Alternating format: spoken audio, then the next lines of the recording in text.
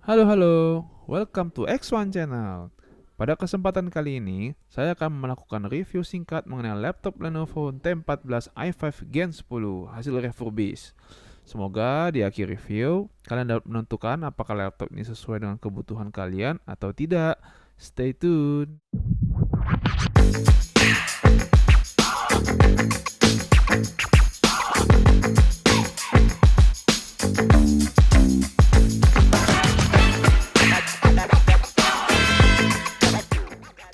Mari kita masuk ke dalam desain dan features. Untuk desainnya, laptop ini menggunakan desain standar clamshell. Beban laptop ini ada di kisaran 1,4 kg. Pada sisi sebelah kiri, terdapat port USB Type-C 3.2 Gen 1, USB Type-C 3.2 Gen 2 atau Thunderbolt 3. Ada juga side docking connector, USB Type-A 3.2 Gen 1, HDMI port, headphone dan mikrofon combo jack, micro SD card reader. Side docking merupakan konektor yang bisa ditempelkan dengan alat seperti contoh ini ya. Jadi bisa ditempelkan ke dalam produk ThinkPad Ultra Docking Station yang akan menambah ekspansi konektivitas. Sedangkan di sebelah kanannya ada smart card reader, USB 3.2 Gen 1, dan Ethernet port serta security lock yang biasa disebut dengan Kensington lock.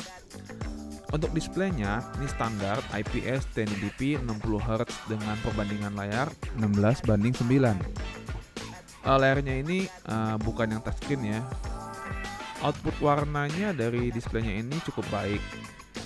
Untuk keyboardnya menggunakan layout standar dan ada dua level backlight. Untuk backlightnya biasa aja dan cukup untuk bekerja pada malam hari. Baik, cukup sekian dari bagian desain dan features. Mari kita berlanjut ke dalam sistem key specs-nya. Lenovo T14 ini dilengkapi dengan hardware sebagai berikut. Core i5 10210U dengan base clock 1,4 GHz dan boost up to 4,2 GHz. Dia memiliki 4 core dan 8 thread. RAM-nya sudah 16GB 2 channel, jadi 2 keping kali 8 GB. Untuk grafiknya masih menggunakan Intel UHD Graphics 620, Wi-Fi-nya Intel AC jadi bisa 5 GHz ya minimum, dan sudah menggunakan NVMe SSD ya. Untuk gennya ini sudah Gen 3, jadi speed up to kurang lebih 3 GB per second. Speed SSD-nya yang sudah mengikuti spek PCIe Gen 3 ini, jadi kecepatan write-nya sudah sangat tinggi. Dengan RAM sebesar 16GB dilengkapi dengan i5 Gen 10 ditambah lagi dengan SSD yang cepat ini, memungkinkan penggunaan sehari-hari yang sangat lancar dan smooth. Kemudian kita bisa lanjut ke dalam sesi gaming. Dibandingkan dengan laptop Lenovo X270 yang saya pernah review kemarin, walaupun laptop ini memiliki GPU yang sama yaitu Intel H20, tapi CPU-nya yang lebih tinggi dan RAM-nya yang sudah 2 channel tentunya dapat memberikan pengalaman gaming yang lebih baik. Kita masuk ke game pertama yaitu Re-Legend by Magnus Game Studios. Game ini merupakan game yang terinspirasi dari game Clone Factory ya, keluaran dari Marvelous.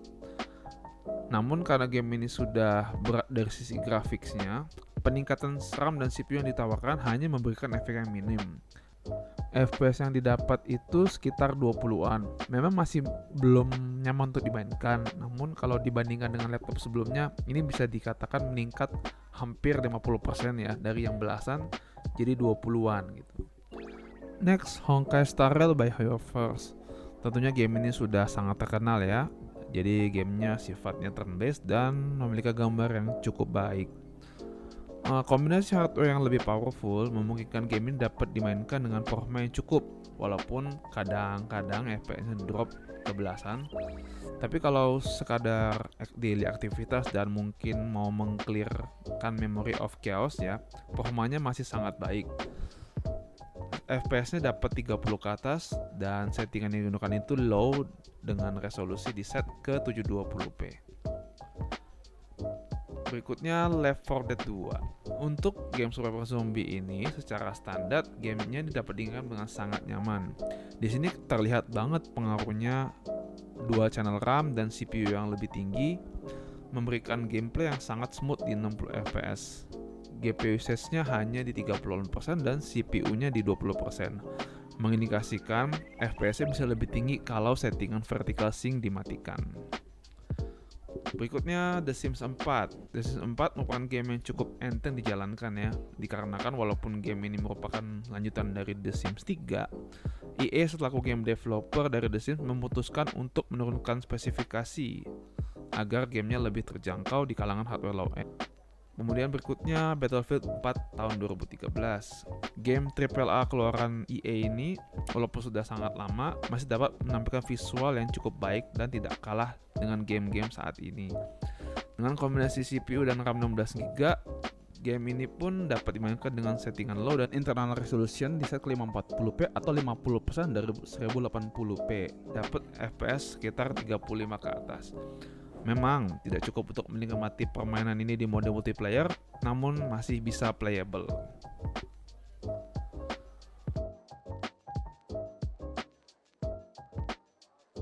Kita masuk ke market pricing. Untuk konfigurasi RAM 16GB dan storage 256GB, laptop ini dijual mulai dari harga 4 jutaan. Ini baik yang Core i5 10210U maupun yang 10310U. Kurang lebih harganya sama. Di harga segini, banyak persaingan yang cukup kompetitif dari toko-toko yang menjual laptop brand new. Contohnya, Xerox ini yang menggunakan Ryzen 5 3500U dan juga memiliki RAM 16GB.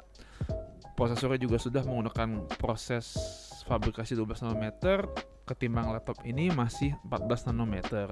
Jadi secara power consumption lebih irit dan tentunya laptop tersebut sudah pasti lebih hemat baterai. Kemudian dari sisi grafisnya juga sudah menggunakan Vega 8 yang lebih powerful ketimbang Intel HD20. Berikutnya ada juga laptop dari Axio Hype 3 yang menggunakan Intel i3 1125 Gen 4. Prosesor 4 core 8 ini juga lebih cepat dibanding Lenovo T14 ini dikarenakan proses fabrikasinya yaitu 10 nanometer versus 14 nanometer. Namun RAM-nya masih 8 GB.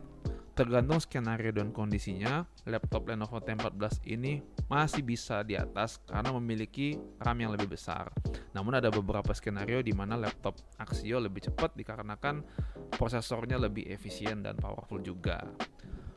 Untuk sisanya, ada laptop yang masih pakai Intel Celeron seperti Lenovo IdeaPad atau Lenovo V14 yang masih menggunakan AMD Athlon yang sudah pasti laptop ini lebih unggul. Sekarang kita masuk pada bagian kesimpulan.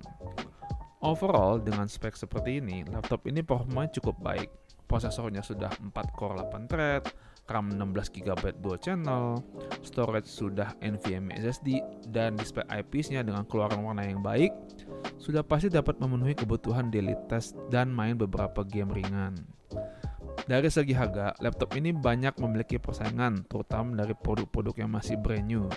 Menurut saya, kalau harga second atau refurbishnya itu dijual di harga 3 jutaan, untuk spek segini, laptop ini killer sih. Sekian review dari saya. Bagaimana? Apakah sudah cukup mengcover semuanya? Atau butuh beberapa game yang ingin di benchmark lagi? Atau ada fakta-fakta yang salah mengenai laptop ini dari yang saya sudah review? Silahkan komen di bawah ya. Setiap masukan dari kalian tentunya akan membantu saya agar bisa menjadi review yang lebih baik lagi. Cukup sekian kalau begitu. X1 Review, signing out.